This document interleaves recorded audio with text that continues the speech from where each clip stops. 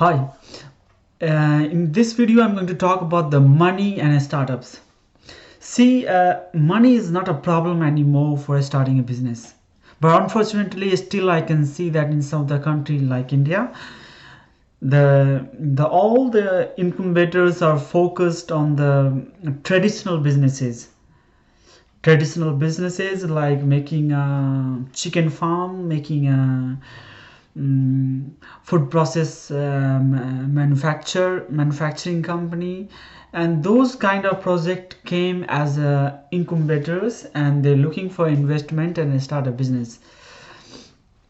See, in the today's world, this is not the only kind of businesses you should start. As I said before, like if you had to choose between starting a startup to starting a business, I will rather start a startup rather than start I will choose to start a startup than starting a business, because business is a risky game. There's a lot of money involved in forehand, and if you failed, it's going to be a burden on you forever. Okay, with a startup, it's quite easy. You're coming with some different solution technologically, with the help of software or with the help of your skill. You're coming with some sort of solutions using the internet as a tool and solving the big problems. Okay, if you're having some friends who are expert in technology, you can come up with something great, something awesome, and you can solve a great problem. It's not that difficult at all. Now, secondly, I'd like to say that we having a very different kind of mindset when we talk about money in India as well as in France. People don't really openly talk about that and don't appreciate that much. See, if you starting a startup or starting a business to have money, you need to learn the value of it. You need to know the why you want to do that. You need to know, you need to appreciate it. If somewhere you feel like a curse, if you see the money as in negative sense, perhaps it will be difficult for you to have money.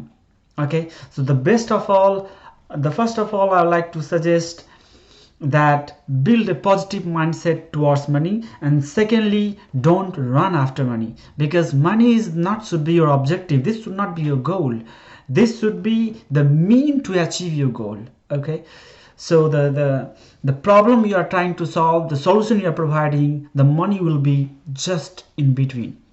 Okay, so try to have a right kind of mindset when we talk about money. Okay, now let's talk about the kind of problem people used to face when it's about the money, like a division of money. Okay, so I realized that in some of the companies, particularly in a startup, they used to say that as their startup they don't have fund, so the salary won't be much. Okay, see, it's very different working in a startup or working in a company. Okay, so if you choose someone to work in a company, you know that they're not going to have a 9 to 5 responsibility, and you know that they're going to perform equivalent to you as a founder of a company. Okay, so if they're going to do equivalent level of contribution in your company, make sure that they're getting a revenue in the parallel basis. Okay, you should not form your startup kind of monarchy, kind of big hierarchy. Okay, at the initial stage, or I would say you should never do that. Okay, so try to ensure that you're hiring good people, and when you're hiring somebody, you paying them the best in the industry. Okay, I can understand it's hard for you to realize, but this is the key point. Okay, if you want to keep the diamond you have to ensure that you got good locker to keep them.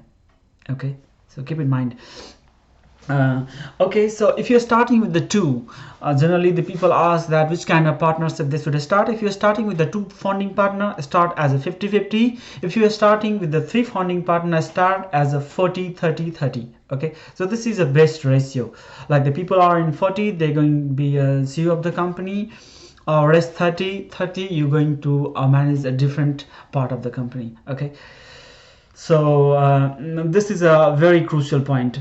Another point I would like to mention here, that at the initial stage of your company, you should focus on incremental growth, which will give incremental money. Okay, as I said before also, there is no magic. You must concentrate, you must be humble and focus on incremental growth. Okay, second objective should to capture your niche.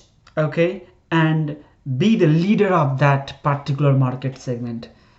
That should be your objective before to expand horizontally or vertically. Try to ensure that you are the market leader in your zone, or take the 100% if possible. Okay, so that's the only way you can go bigger. Okay, so that's it for now. Thank you so much for watching this video. See you again.